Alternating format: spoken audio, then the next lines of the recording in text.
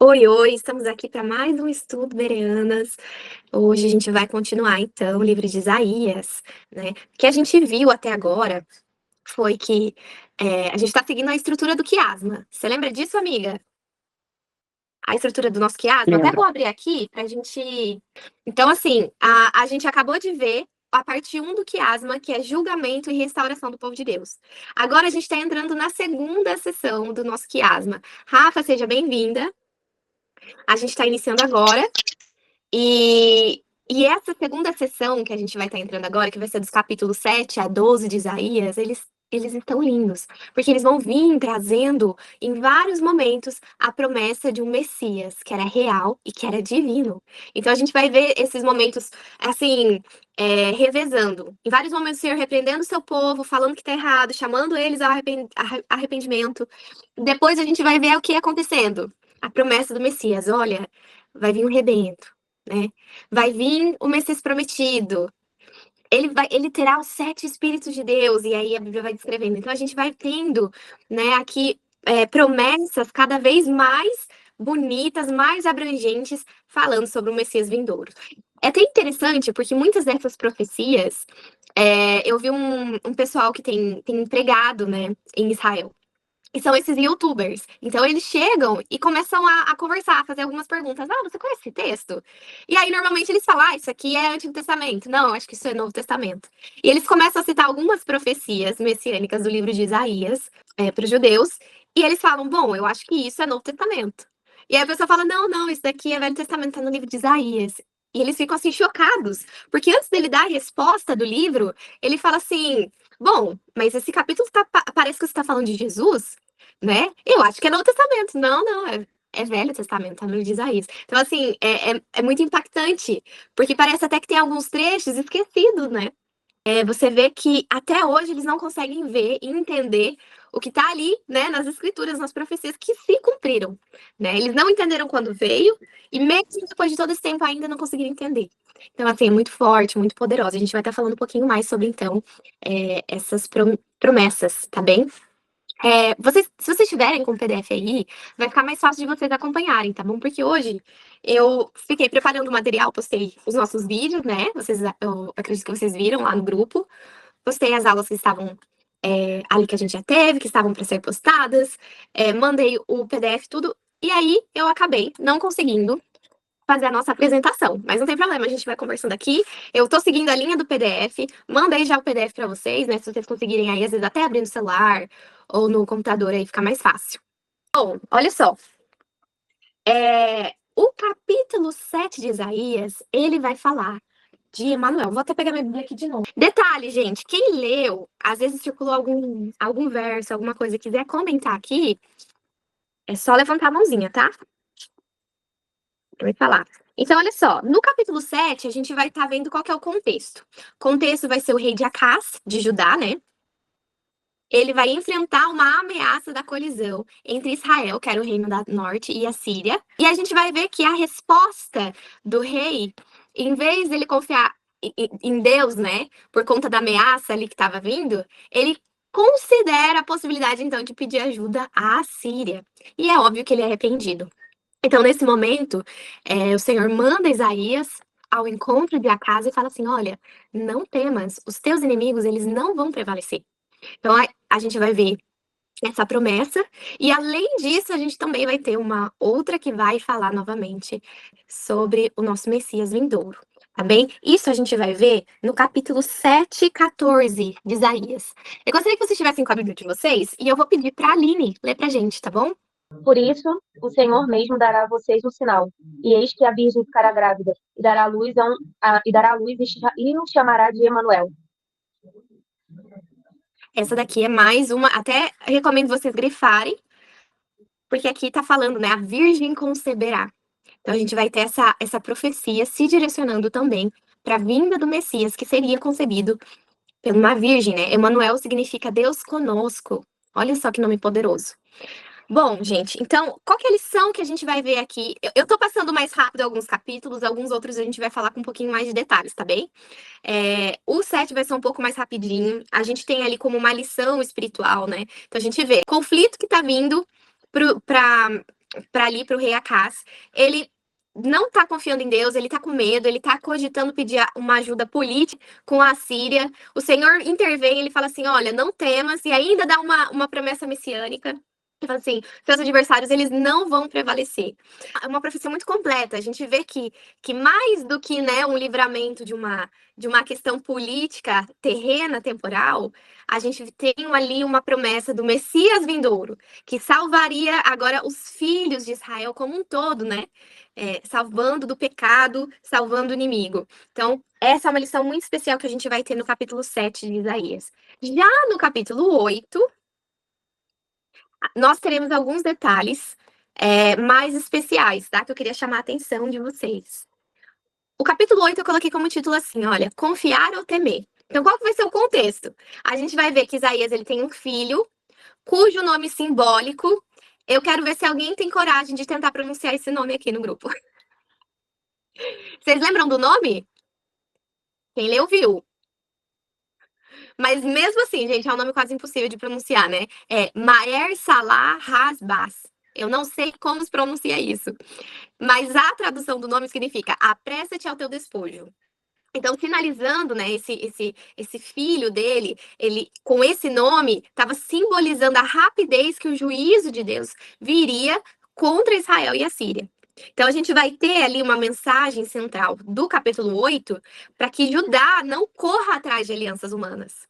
Né? Que o povo, então, vai ser repreendido porque eles estavam deixando as águas de Siloé, que era um símbolo da confiança de Deus, e estava buscando ali alianças perigosas. Então tá, a gente vai até, inclusive, ter no versículo 8, capítulo 8, verso 13, o seguinte verso. Eu vou ler aqui, depois eu vou pedir, a gente vai ler mais pra frente de novo, daí eu vou pedir pra Dani ler. Ele fala assim, olha, santificai ao Senhor dos Exércitos, e a Ele mesmo, e permitir que Ele seja o vosso temor, e permitir que Ele seja a vossa referência.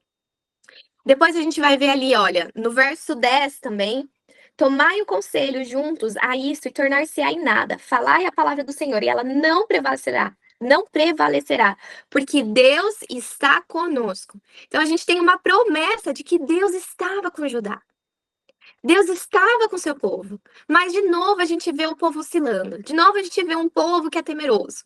Um povo assim, ai, mas será? Será que Deus, será que a gente não precisa fazer aqui mais alguma coisa, né? Então a gente vê uma falta de fé, que não é muito diferente do dia de hoje, né? O Senhor fala assim, olha, tenha confiança em mim, eu vou cuidar, eu vou tomar os seus fardos, eu vou lutar por você, vou fazer diferente. E às vezes a gente quer pegar essas batalhas da nossa vida e fazer do nosso jeito, pedir ajuda, né? Ir atrás de alianças que são alianças de julgo desigual. Então, assim, a importância da gente confiar em Deus é um ponto, assim, chave do capítulo 8 de Isaías.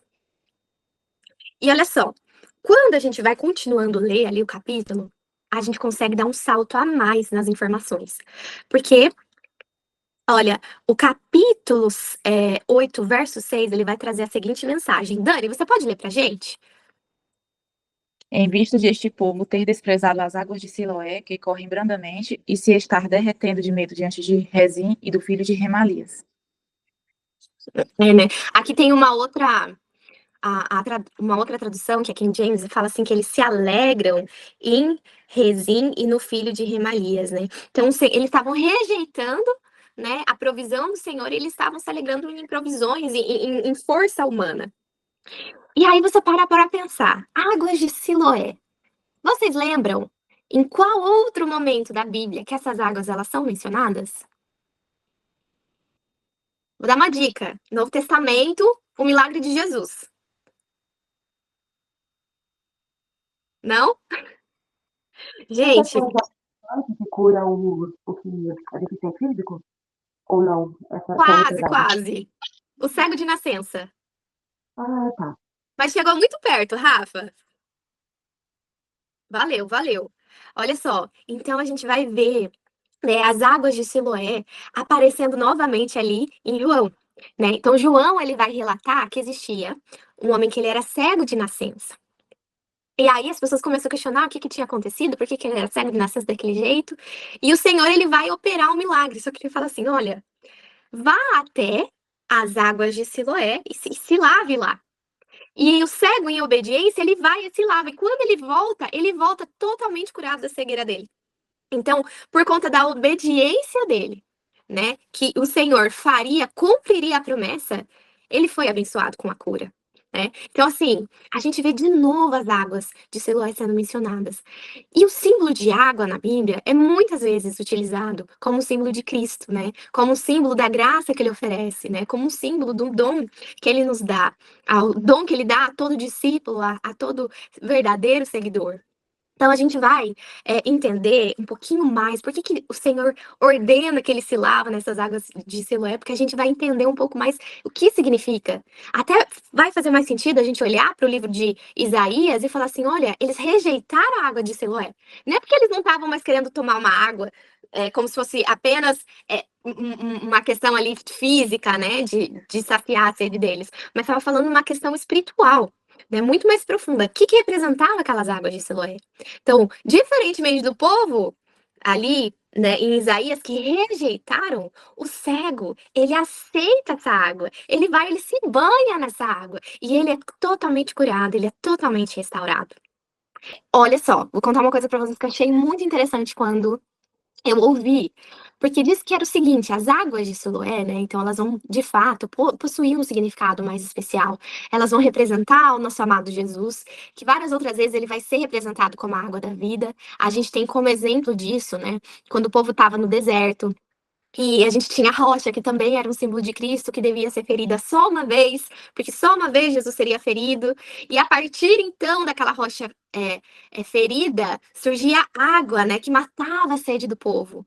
É, outro momento a gente também vai ver quando ele está perto do poço e vem essa mulher de Samaria, né, e o Senhor fala assim: olha, essa água você toma e você vai voltar a ter sede, mas se você tomar da água que eu lhe der, você nunca mais terá sede. Então é um símbolo frequentemente, né, que vem aparecendo. E quando a gente vai ali voltando, né, falar da questão das águas de Siloé, a gente vê que na festa dos tabernáculos, eram 7 dias de festa, né? Então, nesses momentos de celebração, as pessoas, né, de toda a terra se reuniam em Jerusalém para celebrar, gente. E era uma grande festa. Música, adoração, todo mundo adorando ao Senhor. Então, diz que em cada um, né, desses 7 dias de festa, os sacerdotes, eles saíam com música e coro dos levitas, e eles iam tirar água da onde? Da fonte de Siloé.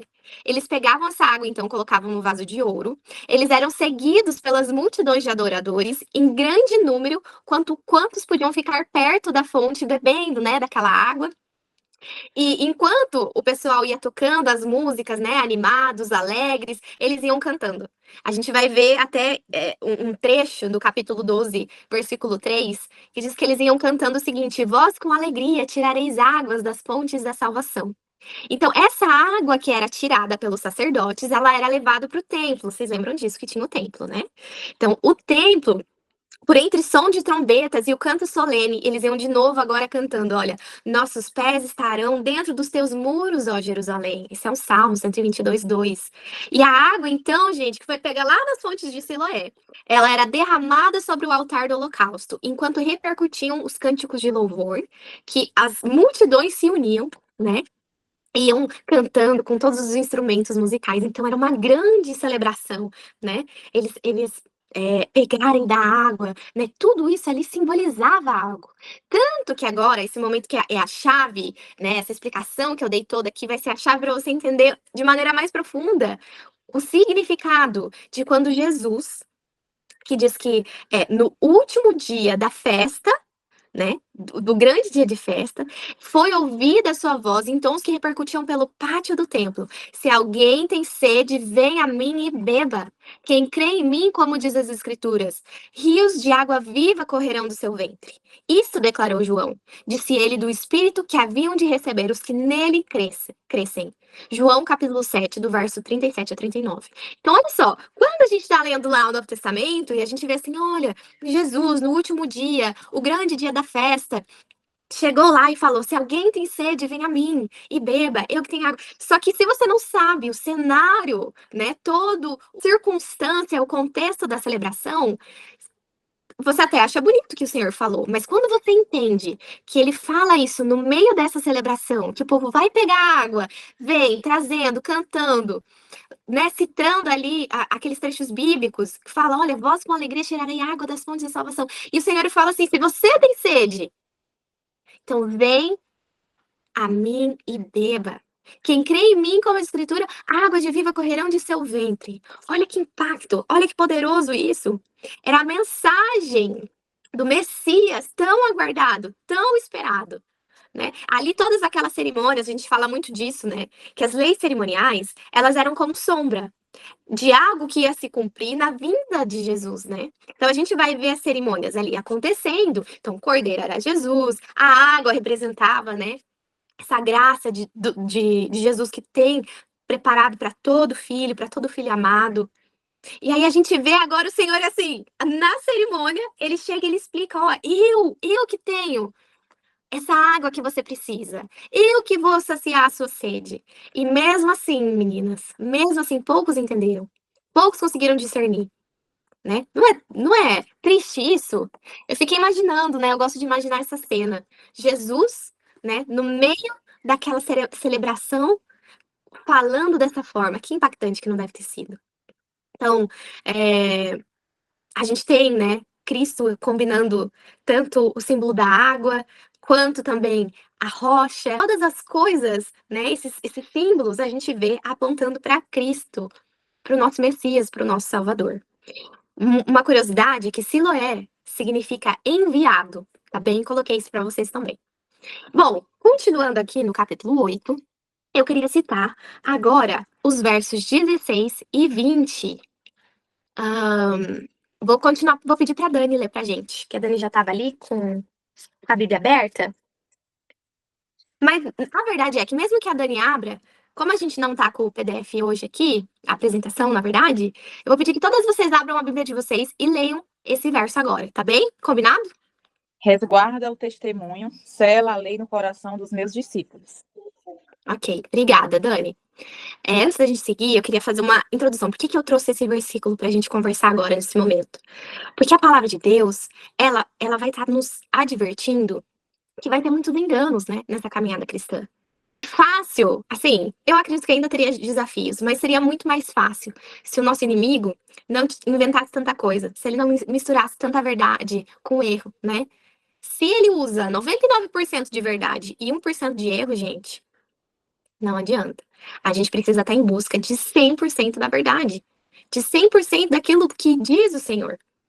E claro, o Senhor sabe que, olha, haveria sim aqueles, né, falsos líderes, falsas ovelhas, né, que estavam ali, na verdade, são lobos vestidos de cordeiros, que estariam desviando o povo, né? Não é à toa que ele é chamado de um enganador, porque de fato ele engana.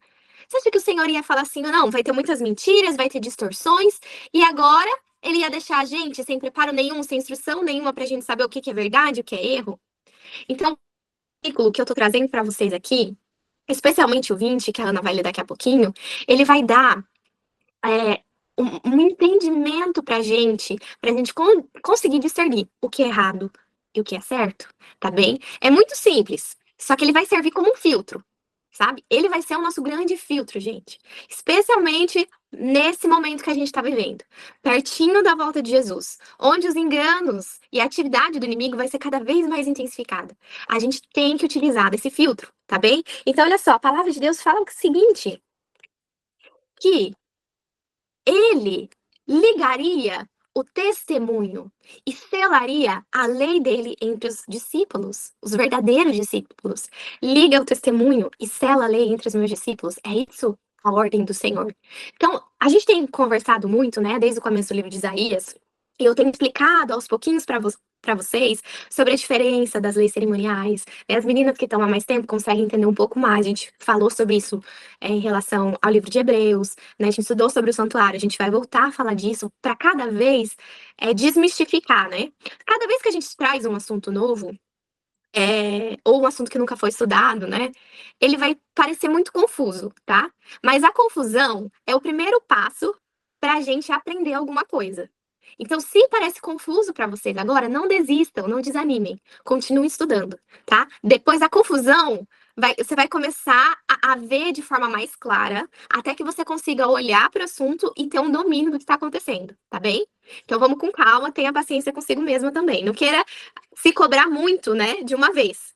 Aos pouquinhos você vai entendendo. Então, eu tenho trazido para vocês essa explicação. Olha, por mais que tem muita gente que fala que não tem diferença, né, que nunca ninguém falou sobre isso, não é dessa forma que a Bíblia retrata, e inclusive, né, muitos teólogos, reformadores, inclusive, eles destacam essa diferença entre as leis, né? Além de lei moral, lei cerimonial, existiam também leis civis, existiam leis de higiene, né, leis de saúde. Então, o nosso Deus, né, é um Deus organizado. E ele cuida do povo em cada aspecto que é necessário.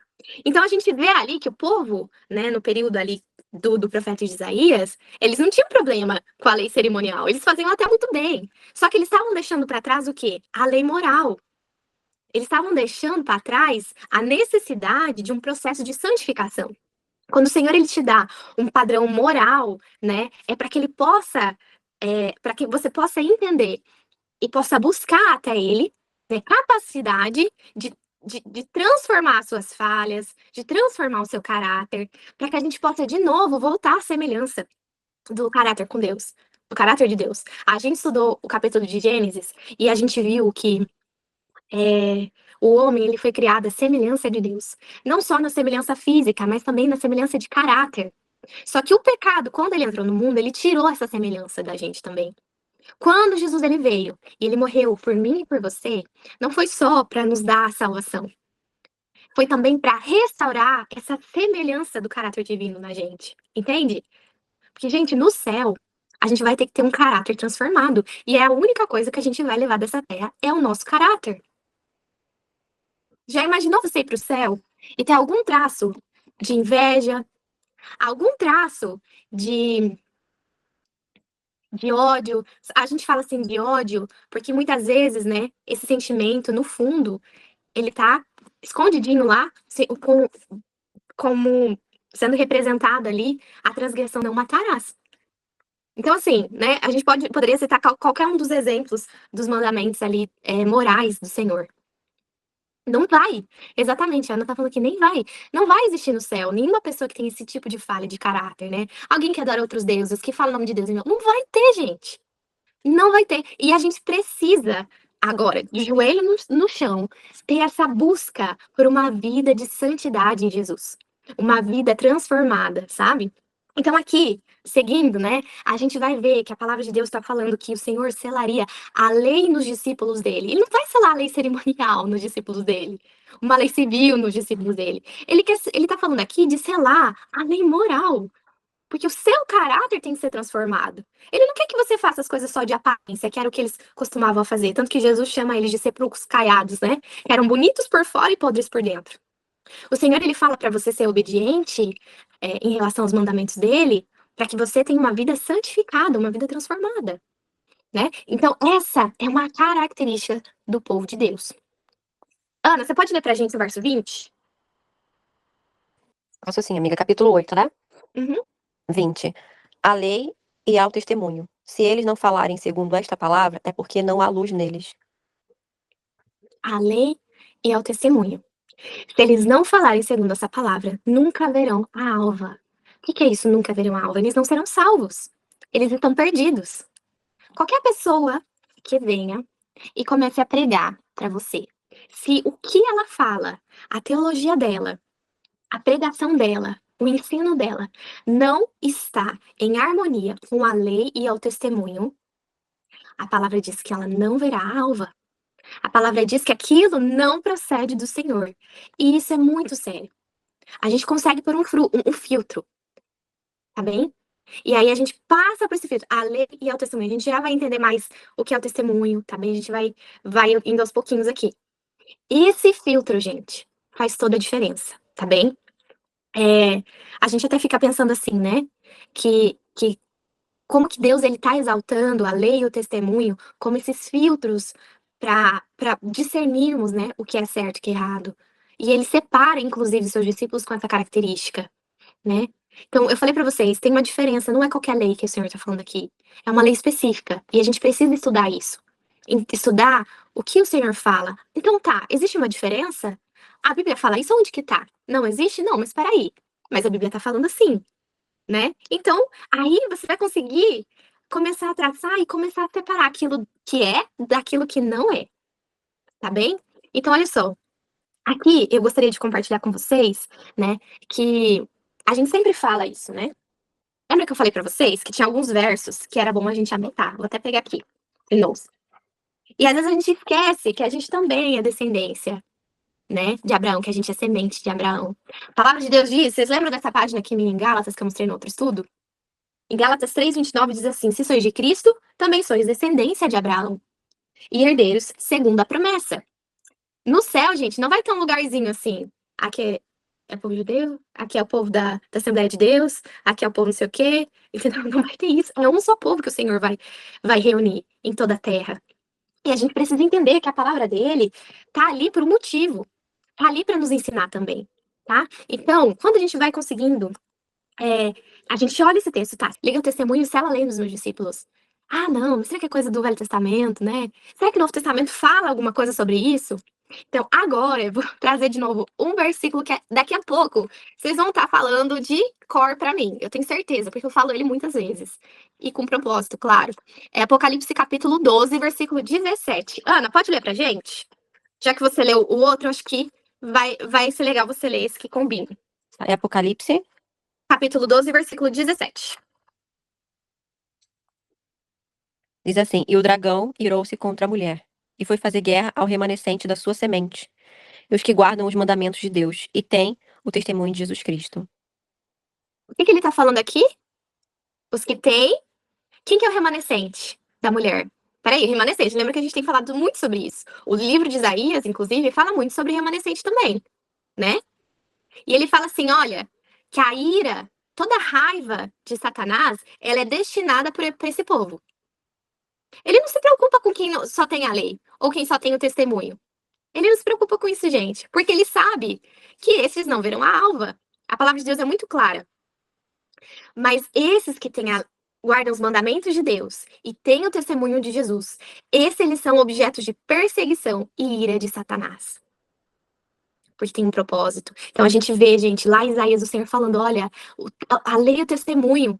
E aqui o Senhor está falando a mesma coisa, o remanescente tem a lei de Deus e tem o testemunho. Já pararam para pensar sobre esses versos? Isso é muito sério, a gente precisa entender. Então, olha só, o livro de Apocalipse, assim como o livro de Isaías, ele vai revelar, então, quem são os verdadeiros discípulos, os verdadeiros servos do Senhor, né? Que possuem, de fato, a lei e o testemunho. Aqui está a importância, então, da gente entender, como eu tenho falado para vocês, que lei que ele está se referindo, né? Porque, de fato, tem essa lei. A gente falou também sobre a questão do caráter transformado. O livro de Tiago, meninas, capítulo 2, do verso 10 ao 13, diz assim, olha, porque qualquer que guardar toda a lei e tropeçar em um só ponto, tornou-se culpado de todos. Então aqui, não é assim, olha, o que guarda 9 dos mandamentos, o que guarda 8, que guarda 5, que guarda 1. Não, a Bíblia fala assim, olha, é um todo, é um conjunto. Se você deixa um de lado, você vai ser culpado dos outros.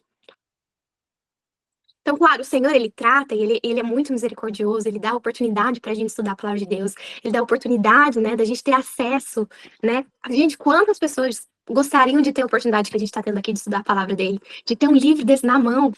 Tenho certeza que vários de vocês têm mais de uma Bíblia na casa. A gente tem que estudar, esses versos são muito sérios. A palavra do Senhor diz assim, que na volta dele, muitos vão chegar e vão falar assim, mas Senhor, eu curei, eu fiz milagres, eu expulsei demônios.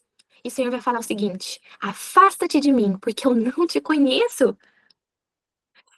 Você já parou para pensar que triste vai ser ouvir essa palavra? A gente precisa estudar a palavra de Deus, meninas. A gente precisa entender.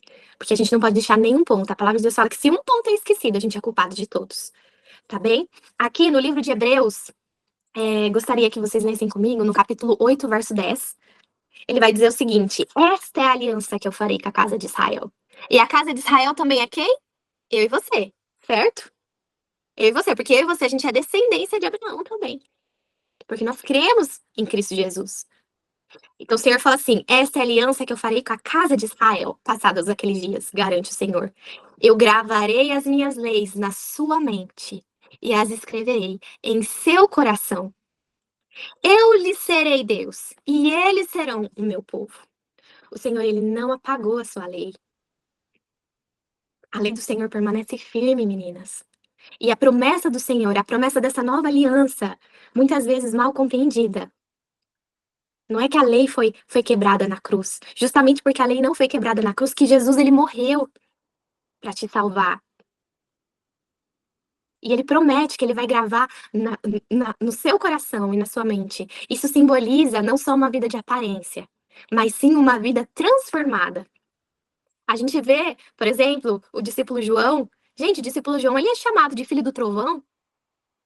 Depois de ser verdadeiramente convertido, ele é chamado do quê? Discípulo do amor. Olha a transformação. E essa transformação que o Senhor fez na vida desses homens, ele quer fazer na minha e na sua também. Você está preparada para isso? Está preparada para de fato estudar a palavra de Deus? Mesmo que todo mundo esteja contra, mesmo que todo mundo esteja falando ao contrário, está disposta a usar o filtro que a própria palavra de Deus nos dá? Então, eu vou terminar esse capítulo e a gente vai continuar os restantes. Amém, amém, meninas. Eu vou terminar esse capítulo e os outros a gente vai fazer na próxima aula, tá bem? Tô quase encerrando aqui. Essa aliança, né, que o Senhor vai colocar no meu coração, no seu coração, na nossa mente, no nosso entendimento, vai se tratar de uma consolidação da verdade.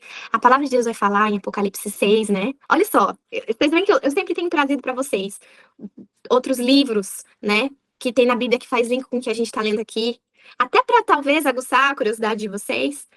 Para quando a gente for lá ler Apocalipse, vocês vão lembrar, nossa, é verdade, no livro tal explica isso, fala aquilo. A palavra de Deus fala em Apocalipse 6 que um anjo, ele vem voando, ele vem selando o povo de Deus na testa, né? Olha só, testa, na mente. Esse selo de Deus, né? A besta, Satanás, tem a marca dele, tem o selo dele. O Senhor tem o seu selo também, a sua marca.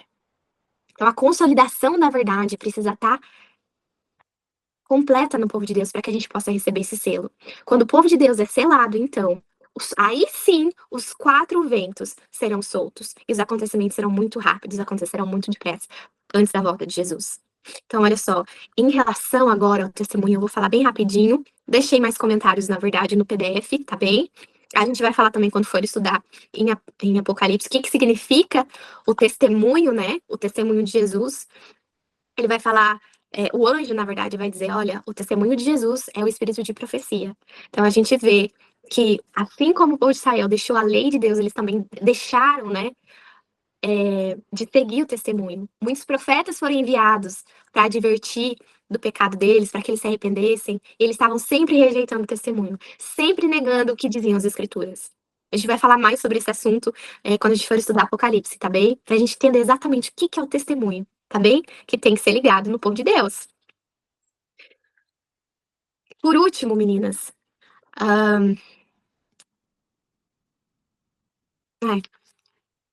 por último, eu queria ler aqui o último trechinho, na verdade, do meu PDF, do finalzinho ali do capítulo 8, tá? Nos dias de Isaías, as faculdades espirituais da humanidade, eles haviam sido entenebrecidas, né? Estavam obscuras, distorcidas, porque as pessoas estavam tendo uma compreensão errada de Deus. Durante muito tempo, Satanás tinha procurado levar os homens a olhar o seu Criador como o autor do pecado, do sofrimento e morte. Os que ele havia, assim, enganado tinham a Deus na conta de duro e exigente. Eles imaginavam o Senhor como atento para denunciar e condenar, mal disposto em receber o pecador, enquanto houvesse uma escusa legal para não auxiliá-lo.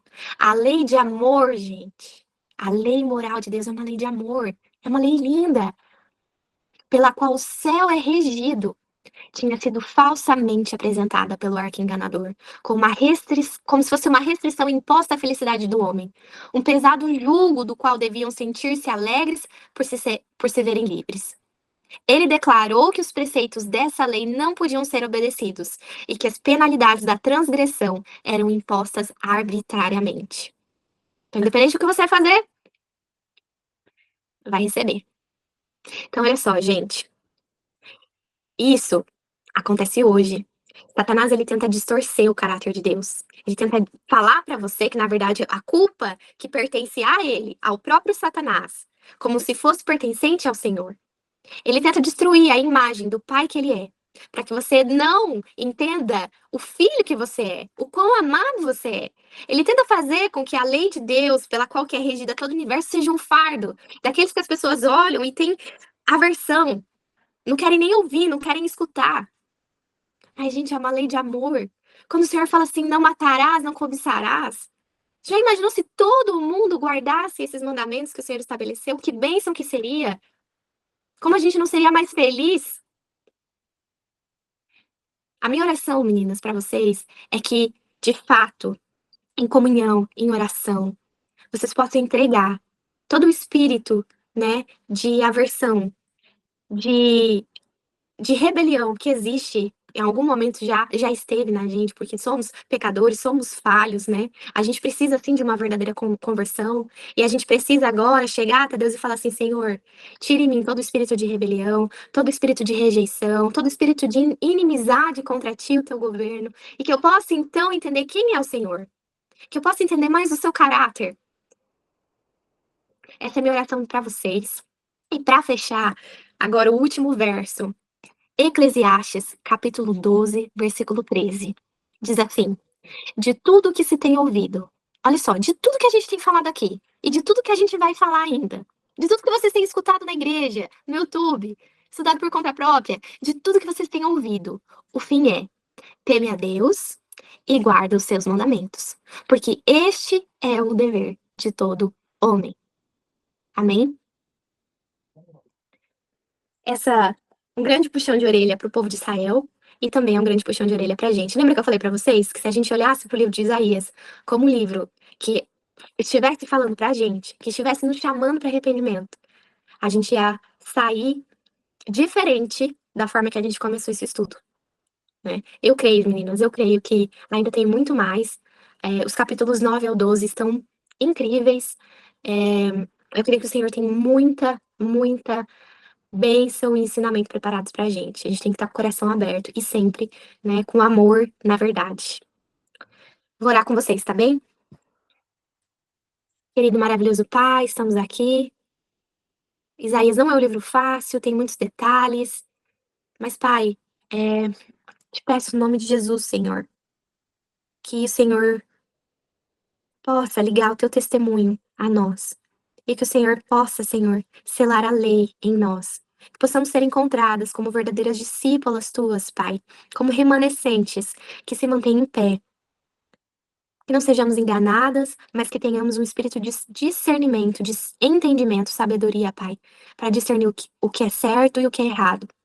Pai, em nome de Jesus, te pedimos a tua luz neste momento.